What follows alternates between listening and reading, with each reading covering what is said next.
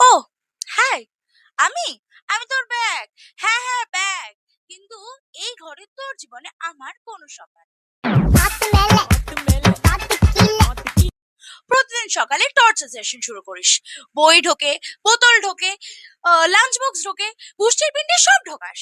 তারপরেও ভাবিস যে আরে একটু জায়গা তো খালি আছে। আরে ভাই, তুই কি আমার ভেতরে মানুষ ঢোকাবি নাকি?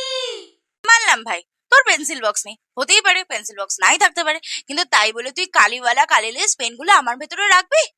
অ্যাটলিস্ট কালিলেস পেন গুলোকে তো ছেড়ে দে, ওরা একটু বাঁচুক। ওরা প্রত্যেক দিন আমার পেটের ভেতরে অপারেশন করে উইদাউট এনি রিজন। আর কালিওয়ালা পেনগুলো, ভাই তুই যেমন ওভার থিঙ্ক করে নিজের ডার্ক সার্কেল বানাস, তেমনি ওরা আমার পেটের ওপরে ডার্ক ব্লু সব সার্কেল করে। কিন্তু তুই সেটা বুঝিসই না। ভাই দেবে, তোর যে ওই হেডফোনটা আছে না, ওই হেডফোনটা ওই চার্জারটার সঙ্গে প্রেম করে, জানিস? আর আমি সিঙ্গেল হয়ে সে সব কিছু সহ্য করি। বাই দ্য ওয়ে, তুই কি আমার চেনটা একটু আস্তে করে টানতে পারিস না? তোর মা যেমন তোকে মারে চুল ধরে টেনে, তুই তেমনি আমার চেনটাকে এমন ভাবে টানিস। আরে ভাই, কিছুদিন পর ছিঁড়ে গেলে বলবি একটা পুরনো হয়ে গেছে তো।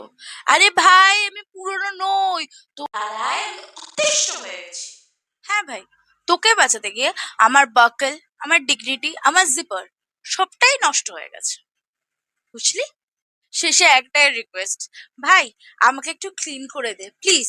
ওই চকলেট আর বিস্কিটের প্যাকেট, ওই গুষ্টির পিন্ডি সব প্যাকেটগুলো আমার ভেতরে রাজা হয়ে বসে আছে। ঠিক তোর যেমন ব্রেনটা বডি পার্ট হিসেবে তো আছে, কিন্তু সেটার কোনো কাজ নেই। ফেলে দে ওগুলোকে প্লিজ।